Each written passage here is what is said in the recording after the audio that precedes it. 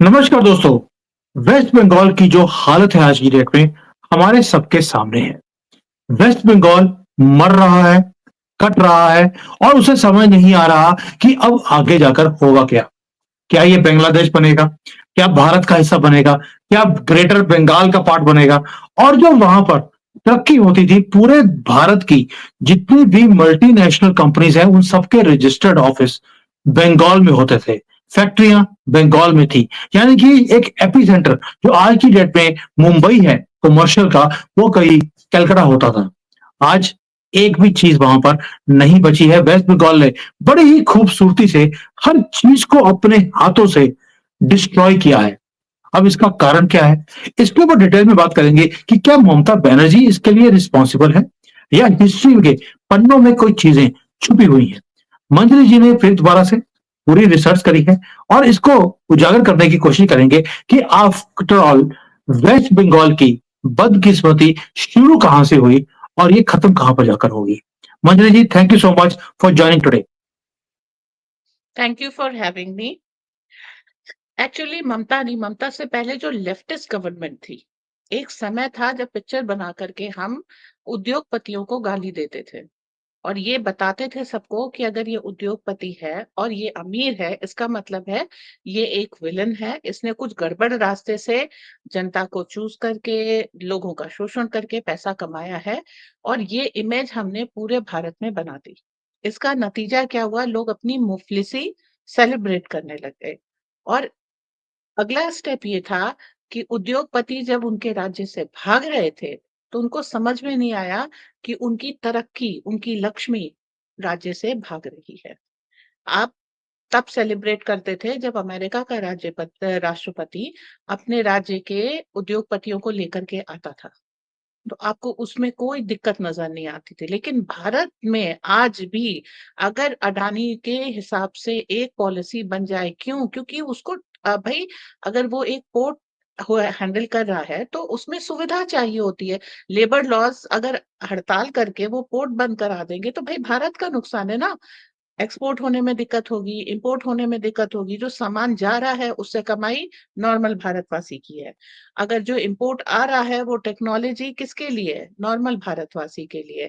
तो अपना भला और अपना बुरा छोड़ करके हम खाली इस बात में फोकस हो गए हैं कि आज भी अडानी के फेवर में या अडानी के लिए मोदी कहीं कुछ ना कर दें। आज भी राहुल गांधी संसद में अडानी को लेकर के बकवास कर रहे हैं।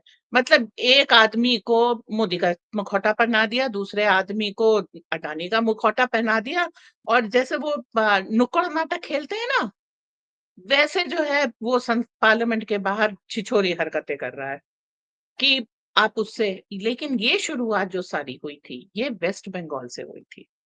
जैसा कि आपने सबको बताया, कलकत्ता भारत की राजधानी भी होती थी और बिजनेस हब भी, पोर्ट सिटी था वो। लेकिन और सुरक्षित था, क्यों? बे ऑफ बंगाल में भारत का ही जो है नेवी का प्रभुत्व है, तो बहुत अच्छी तरीके से लैंड और सी से प्रोटेक्टेड एरिया था। फिर वहां लेफ्ट का शासन हुआ, उसके कारण वहां पर उन लोगों ने उद्योगपतियों को बहुत बेइज्जत किया। उनको जैसे ये एक डाउट है कुछ लोगों में, कुछ कहते हैं कि ये टाटास के साथ किया गया, कुछ कहते हैं ये बिरलास के साथ किया गया। लेकिन फैक्ट ये है कि उद्योगपति अपने कार से जा रहे थे, उनको भीड़ घेर लेती है, कार से उस उद्योगपति को उतारा जाता है, उसको जैसे एक तमाशाई बना के चलाते हैं, कपड़े सारे फाड़ देते हैं, कूट करते हैं, थप्पड़ जूते भी मार देते हैं। इस तरह से उसका जुलूस निकालते हैं। वो किसी तरह से अपने ऑफिस में बेइज्जत होकर के घुसता है। आप इमेजिन कीजिए कि कोई व्यक्ति जो उसका ऑफिस का ओनर है, वो एक अंडरवियर में ऑफिस में घुस रहा है, उसको कितनी शर्म आएगी। और उसके बाद क्या होगा? उसने पहली फ्लाइट पकड़ी और वो बंगाल से निकल गया। और इस हालत को देखने के बाद बहुत सारे और उद्योगपति निकल गए। अगले 2-3 सालों में ही बंगाल उद्योगपतियों से खाली हो गया। अब आप नतीजा ये सोच सकते हैं, जब उद्योग नहीं होंगे तो वहां पर नौकरी नहीं होगी। भाई मैनेजरियल पोजीशन किसको मिलती? आम जनता को मिलती। लेबर कौन होता? आम जनता होती। सबकी रोजी रोटी चलती। लेकिन वो सब बंद हो गया और धीरे-धीरे भारत की आर्थिक राजधानी मुंबई शिफ्ट हो गई। इसके कारण अ, अब बंगाल में धीरे-धीरे अब कितनी गरीबी है, उसका कारण है अभी लास्ट फैक्ट्री जो शिफ्ट हुई है वो टाटा की नैनो फैक्ट्री थी। जमशेदपुर टाटा का हब था, जमशेदजी टाटा ने वो नगर बसाया था। आप समझिए उद्योग की ताकत, एक शहर बसा सकते हैं ये लोग, उसके लोगों को एम्प्लॉय कर सकते हैं, वहाँ की तरक्की के लिए ज़िम्मेदार होते हैं। लेकिन जमशेदपुर छोड़ कर के अगर टाटा निकले हैं मतलब अपने पूर्वजों का स्थान, कोई सुख से तो नहीं छोड़ेगा, वहाँ पर आपकी पूरी पकड़ थी। तो वो जो निकले हैं तो धीरे-धीरे वहाँ पर अच्छा गुजरात ने क्या किया? नरेंद्र भाई मोदी जब वहाँ पर आए सीएम बन करके, उन्होंने सारी ज़मीन और सारे पेपर्स और सारी जो परमिशंस चाहिए थी, वो साइन करके पहले ही रखी हुई थी। ही वेलकम टाटा। आज नैनो गुजरात से और दूसरी जो प्लांट्स गुजरात से प्रोड्यूस हो रहे हैं और गुजरात इंडस्ट्रियल हब बन गया। यही देख करके तो हमने नरेंद्र मोदी को प्रधानमंत्री बनाया कि गुजरात में शासन अच्छा है। तो 2-3 चीज़ें यहाँ पर देखने वाली हैं। एक, जब आप किसी उद्योगपति से बेवजह नफ़रत करते हैं, तो आपके घर की श्री हटती है। किसी धन पैसे से नफ़रत करने से कोई फ़ायदा नहीं है, कोई ग्लोरी नहीं है गरीबी में। और दूसरा अराजकता फैलती है क्योंकि बंगाल में उसके बाद अराजकता का राज्य शुरू हुआ, जिसका जो मनाया फिरौती के लिए, कभी किसी के लिए। अब वहाँ पर ना तो पढ़े-लिखे लोग टिकते हैं, ना कोई उद्योग धंधा टिकता है, बस वहाँ पर एक हुलिगन है, मतलब गुंडागर्दी चलती है वहाँ पर जो भी पार्टी रूलिंग हो या आ सके। तो लॉलेसनेस है और उसके बाद जो है अब बंगाल बिल्कुल खाली है। अब आप जो है अब ममता बनर्जी अपना जो वो मान रही हैं, उनके एक प्रधानमंत्री बनने का एक एम्बिशन है, एम्बिशन होना कोई गलत बात नहीं है। लेकिन अपने राज्य की तरक्की के लिए उनका कोई योगदान नहीं। वहाँ बंगाल की ये मेंटालिटी बन गई है कि वो अब जो कुछ भी है, वो इसी रास्ते से लेफ्ट के रास्ते से ही जीतना और बनाना चाहते हैं। अपने यहाँ उद्योग ला कर के लगाएँ, बंगाली काफ़ी मेहनती एक समय में ये कहते थे, what Bengal thinks today, India thinks tomorrow. मतलब बंगाल आज जो सोचता है, भारत उसे कल सोचेगा। जो आइडियाज़ थे सुभाष चंद्र बोस, रवीन्द्रनाथ टैगोर ये सब बंगाल की देन थे। ज्योति बसु के राज्य से वहाँ पर वो गड़बड़ होना शुरू किया। लेकिन मतलब साइंटिस्ट बंगाल से निकलते थे, कल्चरल हैपनिंग्स बंगाल से होती थी और बढ़िया सुभाष चंद्र बोस जैसे नेता हमें बंगाल ने दिए। पर आज हमें बंगाल क्या दे रहा है? आज बंगाल हमें हड़तालें, गुंडागर्दी, वहाँ पर पंचायत इलेक्शन में जिस तरीके से लूट-पाट होती है, आज हमें बंगाल से ये मिल रहा है। तो एक फलते-फूलते राज्य को इस हालत में ले आना, ये लेफ्ट का इकोसिस्टम है। जी। बट बंजू जी, आप सोच के देखिए 47 से बंगाल के अंदर जितनी बड़ी इंडस्ट्रीज थी वो वहीं लगती थी। भारत का जो पहला सैटेलाइट टाउन है वो भी वेस्ट बंगाल में था। इंजीनियरिंग का इंस्टीट्यूट हो, मैनेजमेंट का इंस्टीट्यूट हो, वो सारे के सारे आपको वेस्ट बंगाल में दिखते थे। वर्ल्ड के बेस्ट या इंडिया के बेस्ट इंजीनियर जो टेक्नोलॉजी मास्टर्स थे, मेडिकल मैनेजमेंट के लोग थे, वो सारे आपको वेस्ट बंगाल से दिखाई देते थे। अब ऐसा लेब्रांडो ने आकर ऐसा उन्होंने भट्टा बढ़ाया है इस स्टेट का कि वहां से निकलना इम्पॉसिबल हो गया है। वेस्ट बंगाल को क्या वहां के लोगों को समझ नहीं आती कि हमारी तरक्की इन उद्योगपतियों के साथ है। आज भी वो ममता के साथ और सबके साथ खड़े हैं कि अदानी को डुबो दो, टाटा को डुबो दो, इनकी फैक्ट्रियों को आग लगा दो। ये कौन सी मेंटेलिटी है, किसने डाल दी इसके अंदर? जब इतनी तरक्की इन्होंने देखी है तो डाउनफॉल के बाद भी अकल नहीं आई इनको। इसी को कहते हैं ब्रेन वॉशिंग कि अपने ये हाथ से अपना भविष्य बर्बाद करने के बाद भी अकल नहीं आती। आज भी राहुल गांधी यही तो संसद से कराने की कोशिश कर रहा है, अडानी अंबानी का साथ मत दो। अडानी अंबानी ने इतने लोग एम्प्लॉय कर रखे हैं और परोक्ष रूप से इतनी इंडस्ट्रीज वगैरह उनके कारण चल रही हैं। सब बंद कर देंगे तो आप खाएंगे क्या? खाली सरकारी नौकरी तो भाई कुछ लाख लोगों को मिलेगी, उनका घर चलेगा, बाकियों का क्या? ये चीज नहीं समझ रहे और फिल्में और साहित्य सब बना करके कि आदर्शवाद के नाम पर जो है हम नौकरी को भी लात मार देंगे, रुपए पैसे को भी लात मार देंगे, प्रैक्टिकलिटी है ही नहीं। आज भी बंगाल में देखिए, बांग्लादेशी लोगों को जो है प्रेशर दिया जाता over the normal citizen of Bengal. जो उनका जो है ज्योति बसु के समय में एक अशोक कुमार नाइट हुई थी 1968 में, जहां पर अच्छा एंटरटेनमेंट चल रहा था। अशोक कुमार भी बंगाली थे, लेकिन उस समय लेफ्ट के गुंडों ने अटैक किया और वहां पे लड़कियों को उठा ले गए। वहां से जो है लेफ्ट ने खुल करके, आप ये कह लीजिए, बंगाल पे अटैक करना शुरू किया। अगले 2 दिनों तक महिलाओं की नुची हुई लाशें मिलती रहीं। तो ये घटना बंगाल के लिए टर्निंग पॉइंट थी कि जहां पर वो अपने गुंडों के साथ थे, पर उन महिलाओं के साथ नहीं थे जिनके साथ अत्याचार हुआ। एक जस्टिफिकेशन सा टाइप मानते हैं, एक अजीब सी ट्विस्टेड मेंटालिटी है जहां किसी के दुख से सरोकार ही नहीं है। और वहां पर वही चीज स्टार्ट हुई और धीरे धीरे बंगाल के पतन का कारण बन गई। अब वहां पर क्या है, जिसके हाथ में गुंडे हैं उसके हाथ में सत्ता है, और ये राज्य करने का सीधा तरीका है। इसमें मेहनत नहीं करनी पड़ती, बस 4 गुंडों को पैसे देने होते हैं। और यही रास्ता अब भी ढूंढा जा रहा है कि आप अडानी से नफरत कीजिए, अंबानी से नफरत कीजिए, आप मोदी से नफरत कीजिए, सेलिब्रेट किसको करिए? गुंडों को। और इसी तरीके से भारत को उसी एरा में कैप्चर करने की कोशिश की जा रही कि अगर कोई पढ़ लिख जाए तो उसके लिए पहला ऑप्शन क्या है?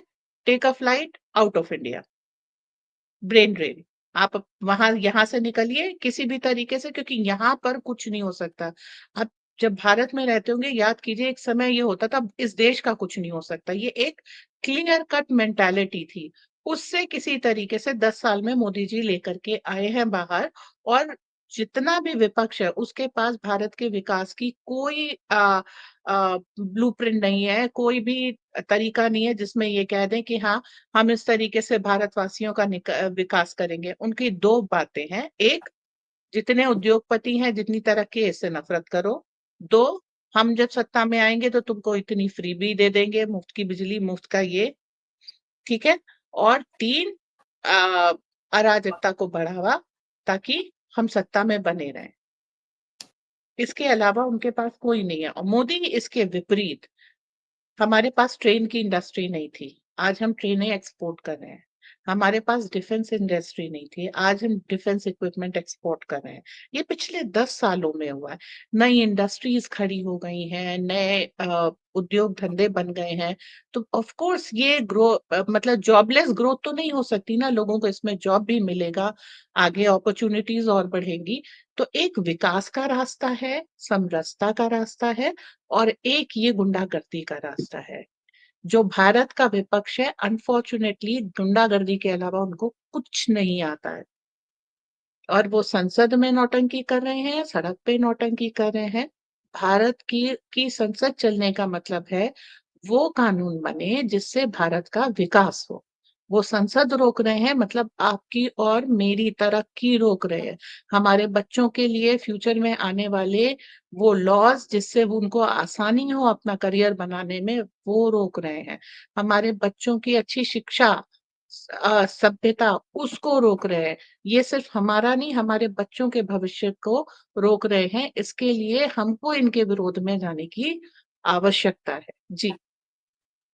मंजरी जी, मुझे याद है जैसे आपने पूरा बताया कि जो अशोक कुमार नाइट है वो 1968 में वहां से ये सिलसिला शुरू हुआ पतन का, वेस्ट बंगाल का। उसके बाद कितनी किलिंग्स हुई हैं, सेन बारी किलिंग्स हुई, उसके बाद मरी जापी जो मैसेकर था वो हुआ, बंटाला वाला हुआ, ननूर का हुआ, नंदीग्राम हुआ, ये सारे मैसेकर्स वहां पे हुए। बट मेजर था जो वहां पे वर्क कल्चर को खत्म किया गया। मुझे याद है एक बहुत बड़ी मल्टीनेशनल फैक्ट्री थी जहां पर मैं विजिट करने गया, दोपहर को 11:30 गया हूं मैं, तो सभी वहां पे वर्कर्स बैठकर ताश खेल रहे थे। तो जो वहां जनरल मैनेजर है उसको मैंने बोला कि ये सारे ताश खेल रहे हैं, काम क्यों नहीं कर रहे? तो जनरल मैनेजर ने बोला कि इन्होंने हमारे साथ, जो ट्रेड यूनियन है हमारे साथ, उन्होंने एक ठेका किया है कि हर आदमी एक दिन में इतने ही पीस बनाएगा।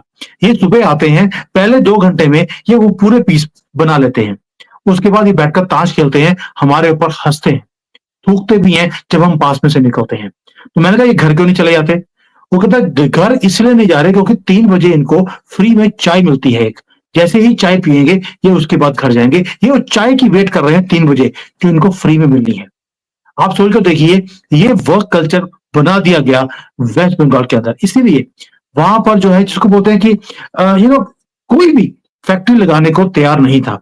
मैं खुद सोच रहा था कि मेरी एक कंपनी है, जहाँ पर we were thinking of using the engineers जो वहाँ पे एक पढ़े-लिखे लोगों का हमारे दिमाग में था कि वेस्ट बंगाल में आपको अच्छे लोग मिलते हैं। We ran away after seeing that जो सीन देखा मैंने। तो यानी कि ये जो सारा का सारा हो रहा है प्लस जो ये सारे कॉकरोच आ रहे हैं वेस्ट बंगाल से, माइग्रेशन करोड़ों में हो रही है वहां पर। और वो उनका तो है कोई शुरू से कि भाई हमने काम नहीं करना, यहाँ पर लूट मार करनी है, अराजकता फैलानी है, मैसेकर्स करने हैं। तो ये जो सारा काम है इसके कारण वेस्ट बंगाल का पतन हुआ। अब इसके बाहर निकला कैसे जाए?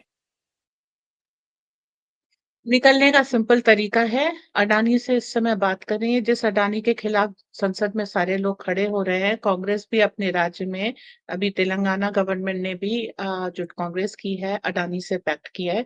आपको इंडस्ट्रियलिस्ट लाने पड़ेंगे, ये सही बात है। एक मोदी जी ने कहा था, government has no business to run a business. तो आपको आपको उद्योग नहीं चलाने हैं, क्योंकि जो सरकारी धर्रा है इससे उद्योग नहीं चल सकते। उद्योग आपको लगाने पड़ेंगे, उसके लिए आपको उद्योगपतियों की इज्जत करनी पड़ेगी।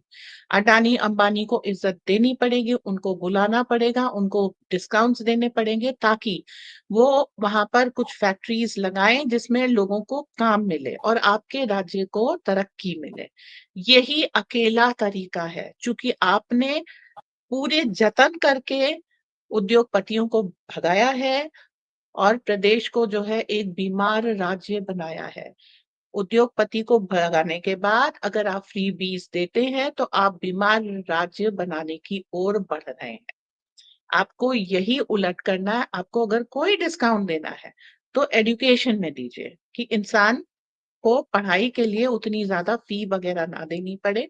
सरकारी इंस्टीट्यूट, कौशल विकास केंद्र, ये सब खोलिए और उसके बाद उद्योगपतियों को बुलाइए ताकि वो काम धंधे लगाएं, लोग उसको करें। और लेबर लॉज ऐसे बना दिए गए हैं कि किसी इंसान को पसीने आ जाए पर उसकी फैक्ट्री चल ना पाए। तो आपको लेबर लॉज अमेंड करने होंगे। स्ट्राइक कल्चर को स्ट्राइक डाउन करना पड़ेगा, कि जो कुछ भी है आप बातचीत से सुलझाइए। ऐसा कोई भी जो ये दिखाते हैं कि लेबर का ऑपरेशन हो रहा है, ऑपरेशन कुछ नहीं होता है। और ज्यादा सैलरी मिलना मतलब वो उसकी डिमांड है। अब आप अगर किसी एक पीस पे मान लीजिए देख रहे हैं कि मुझको तो ये 5 रुपए दे रहा है एक पीस के और खुद 100 रुपए कमा रहा है। अक्सर जो है लेफ्टिस्ट ने यही चीज समझाई है कि दूसरे की तरक्की से नफरत करो। लेकिन आप ये नहीं देख रहे कि जो उसने इतनी बड़ी फैक्ट्री लगाई है उसमें उसका इन्वेस्टमेंट कितना है, उसके लिए उसने कर्ज लिया है, उसके ऊपर ब्याज कितना है, उसको डिस्ट्रीब्यूटर को उधार देना पड़ता है, उसको आपको बोनस एडवांस देना पड़ता है, उसको कुछ घर में ले जाने के लिए भी चाहिए कि ये आपको 5 रुपए दे रहा है। अगर वो खुद भी 5 रुपए ले रहा है, हो सकता है 2.5 रुपए ही ले रहा हो, ओवरहेड इन्वेस्टमेंट बहुत होते हैं, ओवरहेड्स बहुत ज्यादा होते हैं। तो ये नहीं देखना, बस ये देखना कि आपको 100 रुपए का प्रॉफिट है, मुझे 5 रुपए मिल रहे हैं। 95 रुपए अगर हम आधे आधे नहीं बांटेंगे तो हम हड़ताल करेंगे। आधी से ज्यादा हड़तालें इस वजह से हुई हैं। इसीलिए आपको लेबर लॉज अमेंड करने पड़ेंगे। यहाँ पर इंडस्ट्रियलिस्ट की नहीं, जो आप ये कह लीजिए यूनियन लीडर्स हैं, उनकी गड़बड़ी है। जैसे कि हमने हम्म। टेक्सटाइल इंडस्ट्री पर एक एपिसोड किया था, उसमें यही निकल करके आ रहा था कि हड़तालें कराई गई थी ताकि इंडस्ट्री बंद हो सके। तो ये सारी चीजें भारत को गरीब रखने और गरीब आगे भी बना रहे, इसके लिए प्रयास किए गए हैं। तो आपको जब लेबर लॉज अमेंड किए जाते हैं तो आप झंडा लेके खड़े हो जाते हैं। ये हड़ताल और सड़क रोको और भारत बंद, इससे तरक्की नहीं होती, इससे सिर्फ गरीबी आती है। ये राजनीति से हड़तालों का और ये बंद कॉल करने का, प्रोटेस्ट का और प्रोटेस्ट में जो है हिंसा का, ये सब अधिकार छीन लेना चाहिए। अभी हमने किसान आंदोलन में देखा उन्होंने किस तरीके से दिल्ली में हिंसा का तांडव किया। तो ये सारी चीजें आपको कभी तरक्की नहीं दिला सकती। अगर आपको अपने राज्य का विकास करना, अपने शहर का, अपने कस्बे का विकास करना है, तो इस कल्चर से बाहर आना पड़ेगा। जी। बिल्कुल सही कह रही हैं और इसीलिए वेस्ट बंगाल एक ऐसा स्टेट है, शर्म से बता रहा हूं मैं आपको, सबसे ज्यादा भिखारी आपको वेस्ट बंगाल में मिलते हैं, जबकि सबसे ज्यादा इंजीनियर, डॉक्टर और पढ़े लिखे लोग भी वेस्ट बंगाल से ही प्रोड्यूस होते हैं। और ये सारे के सारे ब्रेन ड्रेन ड्रेन के चक्कर में ये आपको पूरे दुनिया में आपको बसे हुए दिखाई देंगे। वेस्ट बंगाल में सिर्फ आपको कॉकरोच ही दिखते हैं आज की डेट में, और उनके ऊपर राज करती है एक गुंडी। जो पहले गुंडे थे अभी वो गुंडी हो गई है, बस इतना ही फर्क है। अदरवाइज कुछ भी चेंज नहीं हुआ है।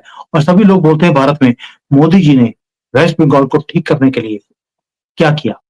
जब तक वहां पर सीपीआई है, ये तृणमूल कांग्रेस है या राहुल गांधी की कांग्रेस है, जब तक ऐसे लोग वहां रहेंगे, वहां पर वेस्ट बंगाल में कुछ भी चेंज नहीं हो सकता। चॉइस लोगों के हाथ में है कि क्या वो वैसा ही एक बंगाल देखना चाहते हैं जैसे उन्होंने पिछले 50 साल में देखा, वैसा ही जिसका डाउनफॉल अशोक कुमार की जो नाइट थी 1968 में, तब से लेकर अब तक इन्होंने कोई सुख चैन की जिंदगी नहीं देखी है। अगर वो ऐसा ही देखना चाहते हैं, it is in their hands. But ये जो वीडियो है, ये दिखाने के लिए एक और भी चीज है कि वीडियो बनाई क्यों हमने। इसलिए दिखाने के लिए एक पिक्चर है कि जो वेस्ट बंगाल में हुआ, राहुल गांधी चाहता है और ये सारे जो ऑपोजिशन के लीडर्स हैं, वो चाहते हैं कि जैसे डाउनफॉल वेस्ट बंगाल का हुआ है वैसे ही पूरे भारत का भी हो। यहाँ पर गरीबी रहे, लोग गरीब रहे और इनका वोट बैंक चलता रहे जिस तरह से पहले भी चलता रहा। आज तरक्की हो रही है तो इनका जीतना इम्पॉसिबल होता जा रहा है। इसलिए बैलेट बॉक्स चाहिए, इनको ईवीएम नहीं चाहिए, क्योंकि धांधली नहीं हो सकती है। गए थे ईवीएम की दोबारा से चेकिंग करवाने के लिए महाराष्ट्र में, एक भी गलती नहीं मिली। उसके बाद मुंह काला कर कर गधे पर बैठकर घर वापस चले गए राहुल गांधी और इसकी पूरी फैमिली। और इसलिए बार बार ये वीडियोस बनानी जरूरी है। और प्लीज, मैं कभी आपको शेयर करने के लिए वीडियोस को नहीं बोलता हूं, ना कभी सब्सक्राइब के लिए बोला है, ना शेयर के लिए। मुझे भीख मांगना ना अच्छा लगता है, ना ही भीख मांगने वाले मुझे लोग अच्छे लगते हैं। बट ये वीडियो ताकि लोग जागे, I am requesting you to share, क्योंकि मंजरी जी ने बहुत ही ब्यूटीफुली पूरी हिस्ट्री 40-50 सालों की निकाल कर 2-3 दिनों की रिसर्च कर कर ये वीडियो बनाने के लिए रिक्वेस्ट किया था। So let's share with the people and break them up कि जो वेस्ट बंगाल का जो बुरा हाल हुआ है, कल को हमारे स्टेट का भी ना हो। Manjari ji, thank you so much for this beautiful insights. Thank you.